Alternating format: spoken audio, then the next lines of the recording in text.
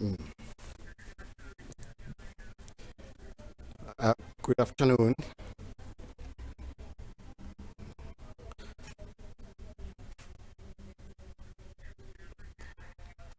Thank you very much, and good afternoon to all South Africans. We will be commencing with an update briefing that is going to be conducted by the Acting Minister in the Presidency, Ms. Khumbudzo Ntshavheni. This is part of the updates that we are giving as government on regular basis to all South Africans about the situation in the country. Minister Ntshavheni.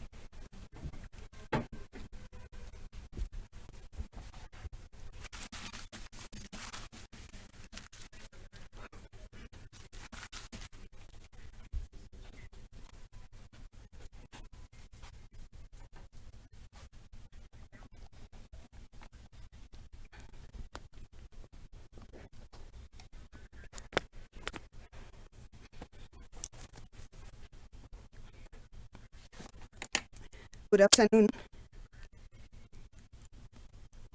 Since our last update yesterday afternoon, the situation in the two provinces of Kwazulu Natal and Gauteng is gradually but firmly returning to normality. Overnight, to the last 3 hours, no new incidences were reported in Gauteng. Therefore, the incidences remained at 58 since the violence. Additional 6 deaths were reported, and cumulative the deaths have now become 32 in Gauteng. 137 additional arrests were made, and then the cumulative arrests are 862 in Gauteng. And South African National Defence Force deployment supporting the SAPS and Metropolis remains in Gauteng in the potential hotspots. And I must also clarify that there are deployments across the country because we don't want to find people who have been instigating the violence taking advantage of the other provinces. So the deployments are also in other provinces. In KwaZulu Natal, overnight reported cases 1,488. Additional 89 deaths were reported. Cumulative number of deaths in KwaZulu Natal, it's 180. An additional 214 arrests were made, which makes the cumulative arrest total to 1,692.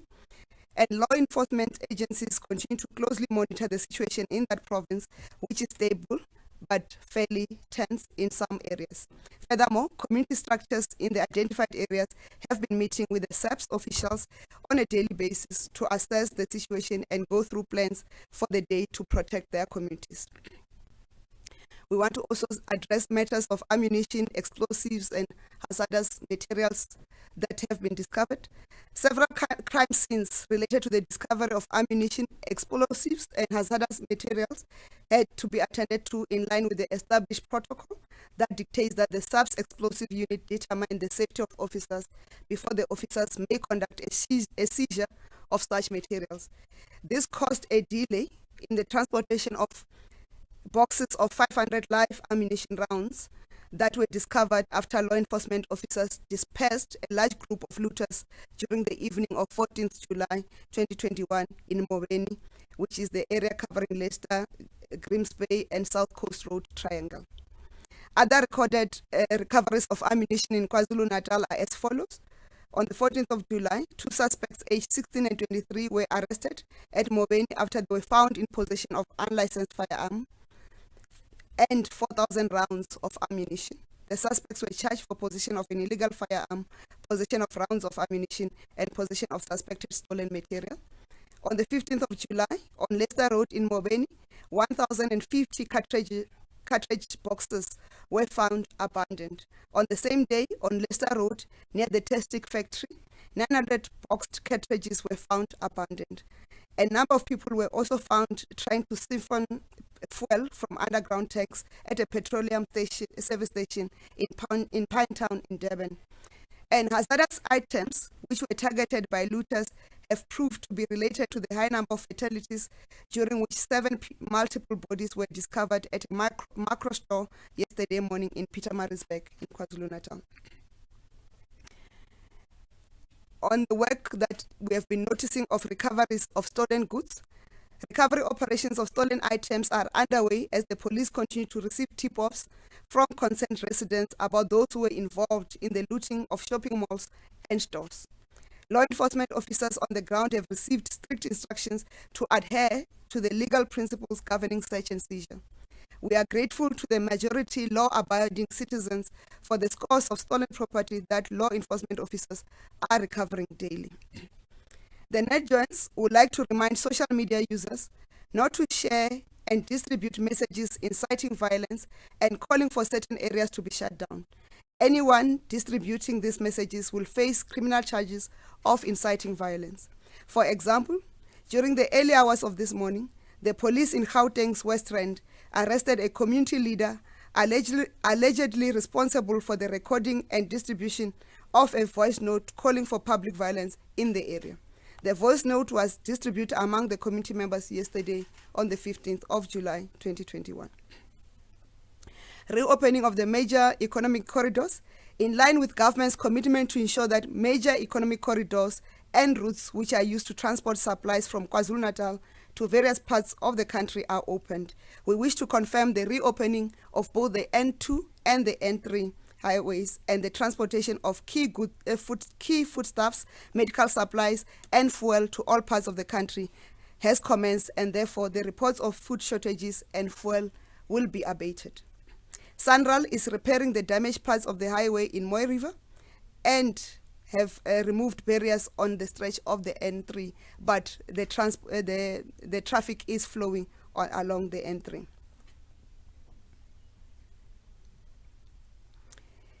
Government has also engaged key role players in economic cluster to find ways of rebuilding the economy, the factories that have been damaged, reopen businesses and minimize the loss of jobs. We are working on the immediate plan for ensuring economic recovery and restoring the confidence of our people, our industries, and our investors.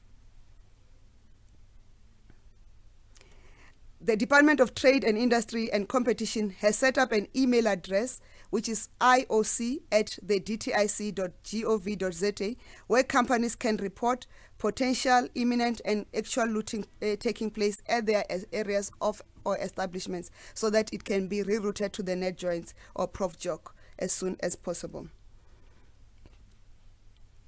In conclusion, we want to reiterate the following. Let's stay true to the spirit of our Constitution, and let's remember the legacy of our country's heroes in shaping the Constitution. That government will not hesitate to arrest, prosecute those who perpetrate unlawful actions, and will ensure that they face the full might of the law. And appreciate the continued effort of all South Africans to protect their country and to rebuild their country. And we want to congratulate the national group, the 35 plus, the people of Let's Do Coffee, for exceeding 1 million registrations for the vaccination just in 24 hours of reopening. And we want to confirm that some provinces have also commenced vaccinating the 35 plus group. That is the national group we remain very proud of. We thank you. Yesterday there were questions that were sent earlier so that we could then consolidate and allow time for more questions to be asked. And majority of the questions were asking the same thing, so we consolidated those that were related, and therefore the number is reduced. So we'll start with those questions, and then we'll take the hands, and then we'll take a few from the WhatsApp groups, because then we would have taken 3 rounds of questions. The first question was, please provide information on the arrest of the alleged instigator. Where and when and how was the person arrested? Has the person appeared in court yet? If so, where and when? And please provide information on what happened in court, whether the court has been postponed, bail, charges, and who's the alleged instigator. And can the Presidency or NPA please provide us with the charge sheet? Has any other alleged instigators been arrested? And when and where will they appear in court, and who are they? As I've indicated yesterday, we cannot announce the name of the person who has been arrested, because that person has not yet been charged or appeared before the court of law. It's only when that person has been arrested, that has been charged and appeared in the court of law, that the name will be available because that person will have appeared in court. Secondly, the charge sheet, you'll get it in court when the prosecution does their part. And the other related questions that are being asked of when and how, we cannot explain those details because it will jeopardize the further investigations that are underway for the arrest of the remaining instigators. The second question is, or the other question of when will they appear? When they appear, we will announce that they are appearing so that South Africans can go and see for themselves or watch the court proceedings, and members of the media, I'm sure they will be interested when that court appearance takes place. They will be able to follow. But we cannot, before then, we cannot announce any other thing in that detail. And we're pleading that that question, if it comes again, we be allowed not to answer it until such person or such persons have appeared in court. The second question was, this morning the president said intelligence services and police have identified a number of instigators. So is the number now higher than 12? Why was it possible for instigation on political grounds not better preempted as a risk to national security before last Wednesday? The number of instigators, the police are still chasing the 11, but they are investigating further number if it's possible, and that whether the number has gone higher, it will be confirmed when the police have finalized their own investigations. And on Tuesday, the ministers for state security and the minister of police clarified their speed at which they responded when they became aware of the instigation on the matter. The other question was, we understand one of the alleged instigators of the violence has been arrested and more to come. Will the list include the Zuma twins as well as people like media personality Ngizwe, who were quite open with their incitement? Again, we will not comment because it will jeopardize the police investigations. The fourth question, the individuals that's not part of the 12, was the individual arrested in the West Rand not part of the 12? How was this person tracked and arrested? Which departments are leading this investigation? The person who has been arrested has not yet been charged, and when that person has been charged, you will know the details that relates to them. In addition, I cannot confirm or comment on whether the arrested alleged perpetrator is part of the 12 names. Which evidence and proof does government have to show that there was instigation? Again, if we comment on that question, it will jeopardize the investigation. But all South Africans can realize that this thing was planned, it was well executed. There are live rounds of ammunition that are being found, there are explosives that have been found, which shows a coordination. And if you were following social media, those things were being posted that this will happen, and it happened. But we cannot give you the other evidence that we have that the police will use in their cases and further investigations. Does the government consider the situation as fully stabilized now? Yes, it is fully stabilized. That's the reason why the major routes of the N3 and N1 and N2 have been reopened. That's why the fuel supply, food supplies, and medical supplies are moving, both from the ports and every part around KZN and also into Gauteng. Another question is, police have said that only 2,500 SANDF members have been deployed, but the defense minister has spoken about 25,000 members. What is the real number? So that we don't confuse ourselves. On Tuesday, when we came here, the initial plan was to deploy 2,500 because the soldiers were supposed to guard the national key points only. But because the situation on the ground changed, there was a need to increase the number, and the number was increased to 25,000 under the command of the Commander-in-Chief of the Republic, His Excellency President Matamela Cyril Ramaphosa. That's the number the Minister of Defense has announced.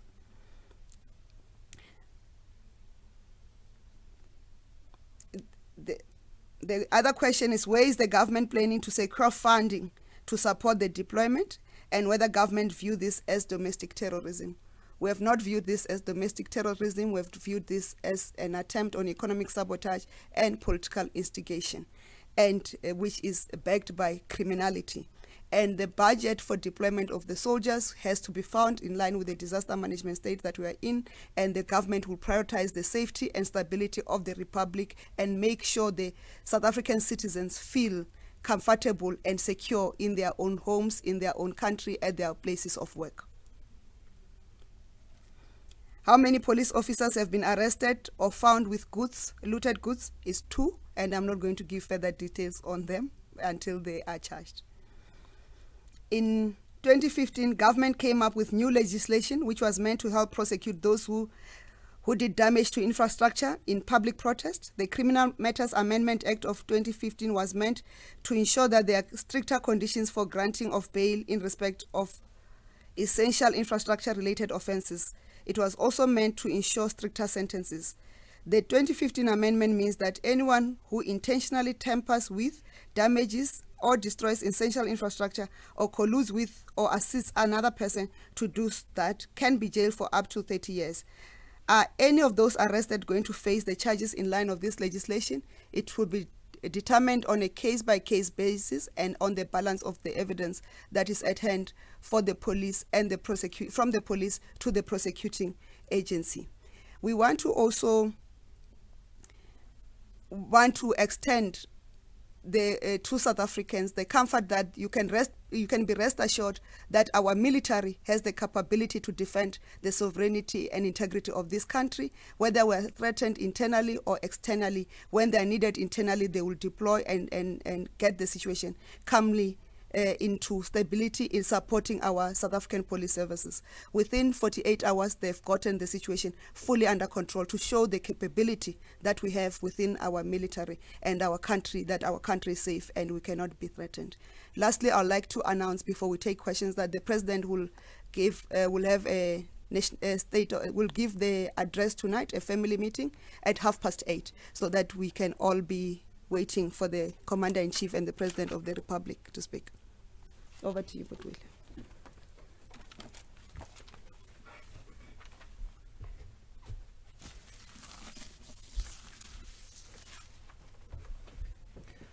Thank you very much, Minister, for the status update of what's happening in the country. The country is stabilizing. So the situation is under control. Minister will then invite a set of questions. Firstly, we'll start with those who are inside the premises. You identify yourself and also the media house that you come from. Yes, sir. Good afternoon, Minister. My name is from News 24. I just want to understand something. You speak about not having to disclose some of the information as it's still being investigated. Do we know at what stage are these investigations fastly developing, which includes some of the instigators? Because we are seeing, like today, one person has been apprehended who has allegedly been involved in some of this instigation. And also, do we know when the post-mortem reports will be released? Because today, during the Portfolio Committee of Police, the National Police Commissioner said that it would be released once the situation has stabilized. And of course, now you've said that the situation is coming to order and it's fastly stabilizing. And also there's been quite a great concern around, yes, situation is coming down, but the deaths also. There's been quite great concern around the death toll increasing as well. Can you assure us that the police are fastly going on the ground to ensure that there isn't any disruptions occurring, like racial tensions that we've witnessed brewing in places like Phoenix in KwaZulu Natal? Thank you. Thank you. Another hand. Yes, sir. Wait for the mic, for the sound. Thank you very much. On it. Hi, Minister. Zinikom Mhlaba from Newsroom Africa. I just have 3 questions. The first question is, what makes government so sure that this is over, that we are not going to see any more of these incidents? So what informs that view? The second question, how widespread are these alleged instigators? Are they in one province? Are they in 2 provinces? My last question, how crucial has social media platforms been in terms of investigating and actually arresting the people who have been arrested? Thank you very much. Thank you very much. Any other hand? Thank you. Minister, you may respond to this before we go to the WhatsApp group.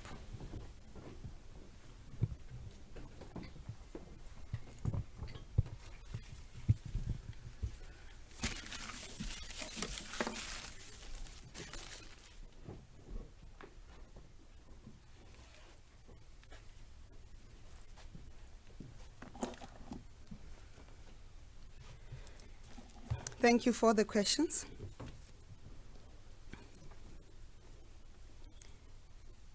First question was, at what stage are we going to report to have the additional instigators arrested?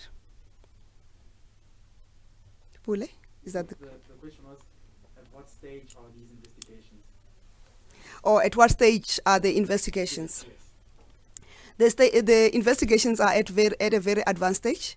Anything can happen between now and over the weekend, and that's the assurance that the police have given to say they are very advanced, and they are just tying the loose ends. You know, they have to dot the i's and cross the t's. That's where it is.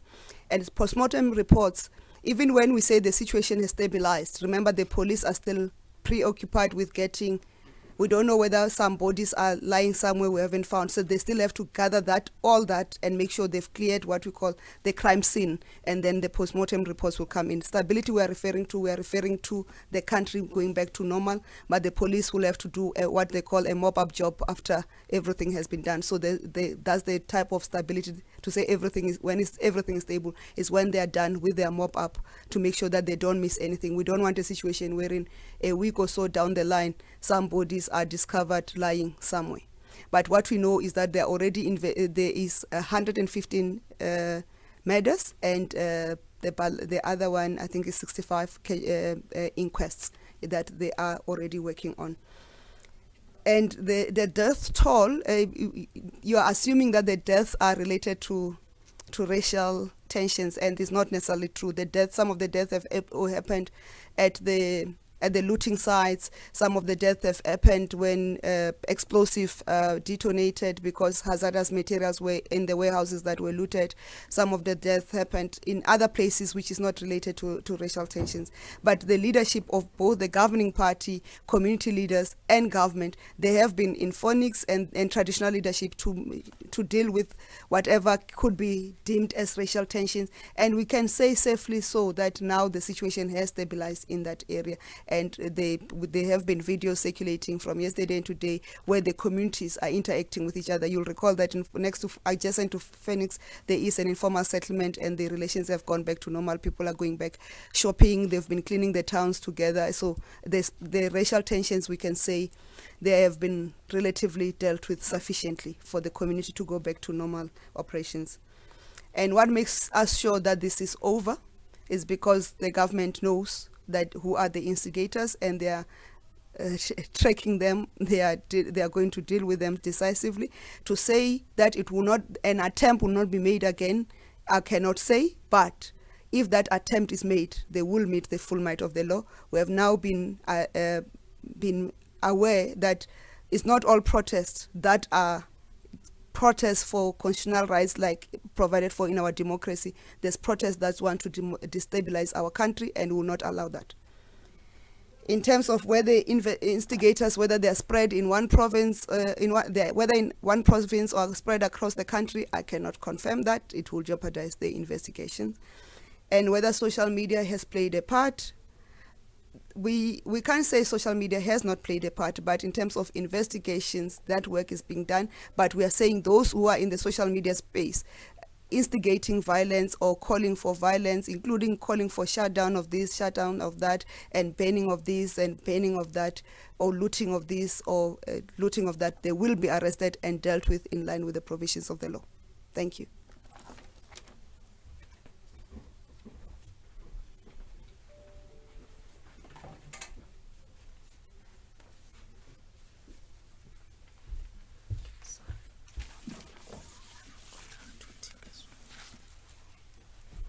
Thank you very much, Minister. We will now take the questions on the WhatsApp line.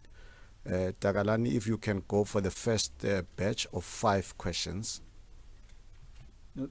Thank you. And the first question that we have is from Cale Cohen from News 24.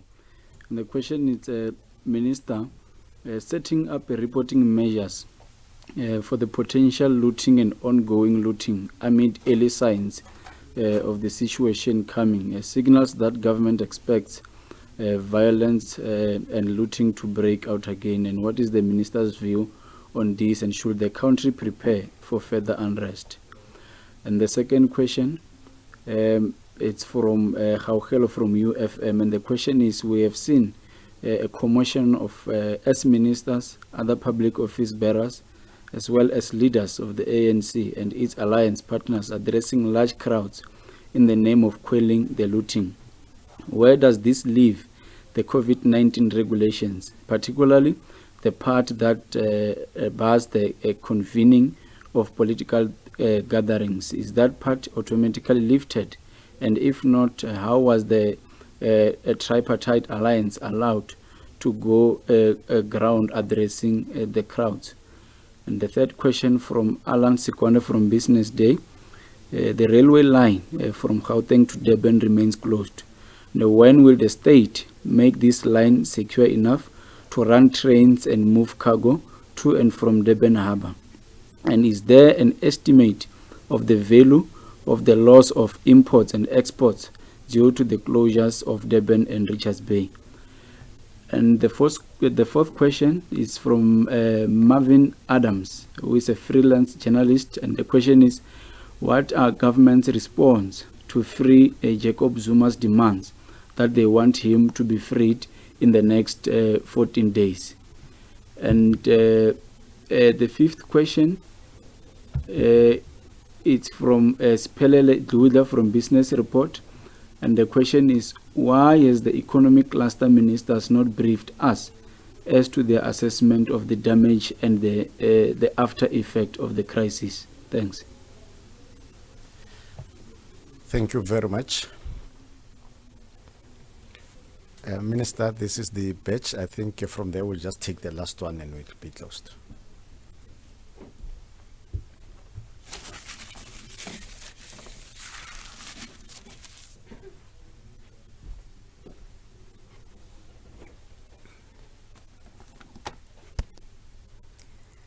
Thank you. Should the country prepare for further unrest? You cannot stand on this platform and say there won't be further unrest. You can stand and say, if further unrest happen, the state machinery is ready to deal with that decisively. And also appreciate the rise in the community structures that have come through to partner with the state for their own security. As South Africans, we have started to take back the power of our own lives, and we work with our government to secure ourselves and our country and our property. And that makes us more ready, that we don't only have law enforcement agencies, but we also have the community that is aware and that is vigilant to attempts to cause damage into this country. And therefore, that goes a long way to say, if there are further attempts of this nature, they will be dealt with decisively and quickly. And there's a question around large crowds that are gathering in the name of dealing with the violence. Maybe the members of the media missed the amendment that was done by the Minister of Culture, Dr. Nkosazana Dlamini Zuma, to the regulations to allow gatherings of up to 50 persons for addressing the emergency situations that we're under. So there is no violation. The regulations were amended to allow not only members of the ruling party, community leaders, other political parties, traditional leaders, and so forth to come on board to address the situation that is prevailing, because communities needed to be spoken to. The other question was on the railway line between Johannesburg and KZN remaining closed. And when will that reopen, and also the estimation of the cost for the loss in the ports. One, on the railway line, the military, because that's a national key point, continue to work to make sure that railway line is it's reopened. I'm sure when we give the next update, we'll clarify when that railway line will be open for operation to move goods between the harbours and inland. And the estimation of the losses in both, that's the question related to economic cluster ministers and estimation of losses. Until the situation is fully operational, we will not have a full appreciation of the losses. So the economic cluster ministers will come and do a briefing when that assessment is done, and they will come and announce the measures that will be done to get the country back. As they've indicated, the statement was out this earlier today about the interventions that are being made by both the economic cluster ministers and industry to make sure that the country gets back to normal and operates economically. And in terms of the demands to free former President Jacob Zuma within 24 hours, within 14 days, there is a constitution in this country, and there are laws in this country that provides for those who have been arrested how they are treated. The Minister of Justice has clarified that former President Jacob Zuma will qualify for parole within 3 months and 3 weeks, and that he qualifies for medical parole if he applies with any time that he chooses to apply. That is the position of government. Thank you.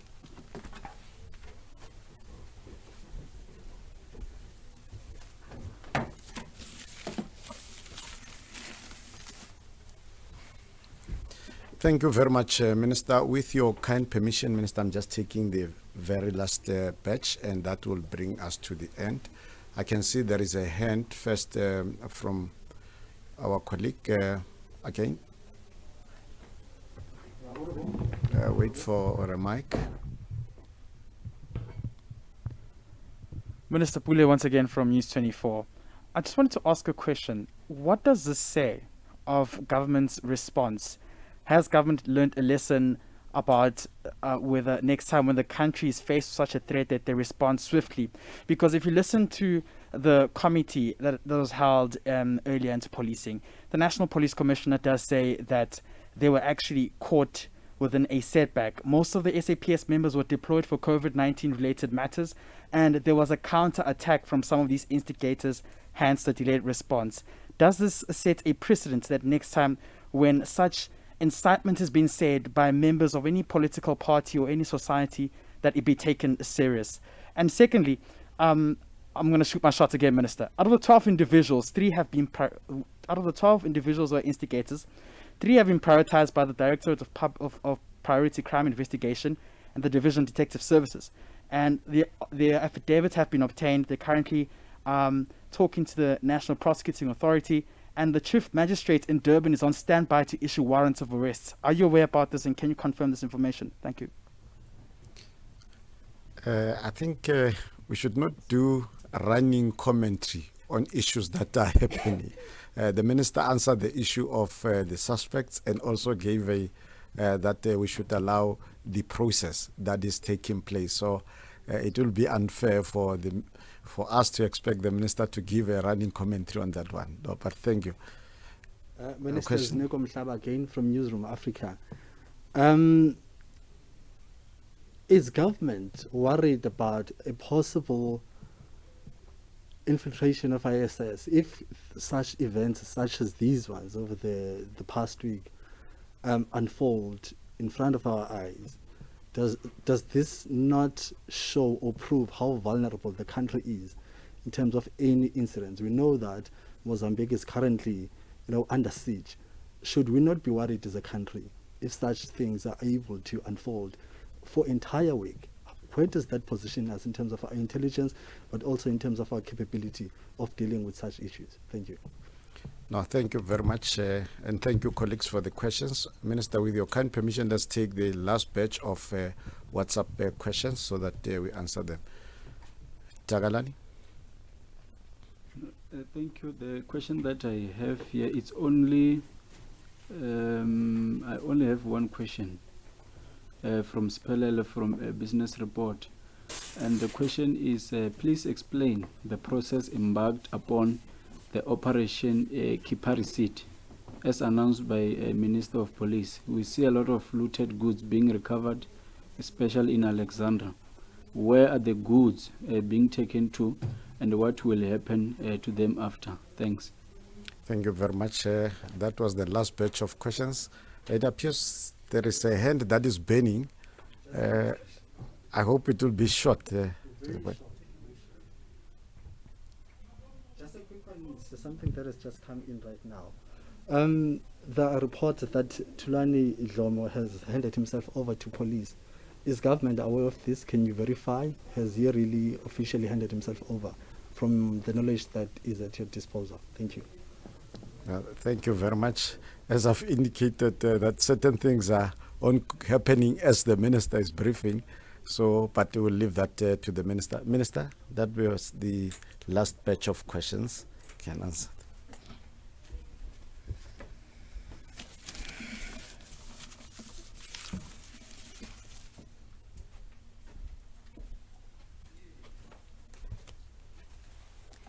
Thank you. I'll take the question on lessons learned and the possible infiltration of the State Security Agency as one. Yes, there are lessons learned, and we are cleaning up on those lessons that are learned. I cannot say whether State Security Agency has been infiltrated or not, but wherever there are lessons, we have learned those lessons, and we are cleaning up to make sure that we are combat ready. And that will assure you that the speed at which we'll respond if another attempt is made will be very fast. And the three investigations that you allege that the magistrate is on standby and what do you call them? And affidavits have been obtained, or they're waiting to get the warrants of arrest. That's what you are literally saying. I've indicated that the police have said anything it's imminent between now and over this weekend. They are dotting the I's and crossing the T's. I can't say that is what has happened now. I'm not at liberty to say that, but the police have committed themselves to say they will make arrest of the instigators, and the president has given them marching orders that it should be done quick enough so that these instigators do not continue to cause damage to the country. And that also relates to the allegation you are making of Mr. Thulani Dlomo handing himself over. I will not be aware of that. If he has handed himself over, I cannot confirm that. It has to be confirmed by the police when the due process of policing has been done. And on Operation Kipi Receipt, there are protocols on search and seizure, as we have indicated in the statement, and those protocols indicate how police and law enforcement agencies must conduct search and seizures, and also those goods are stored for evidence, and they will be used as exhibits in the various cases that have to be prosecuted. It's depending whether the National Director of Public Prosecutions has determined that those cases must be prosecuted, or those cases the people must be given warnings, and as long as the goods have been recovered. Thank you very much. Ladies and gentlemen, thank you for your time. We need to get back to work. Thank you.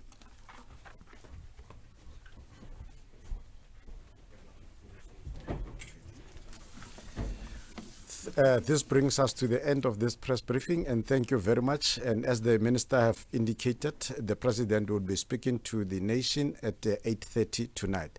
Thank you very much.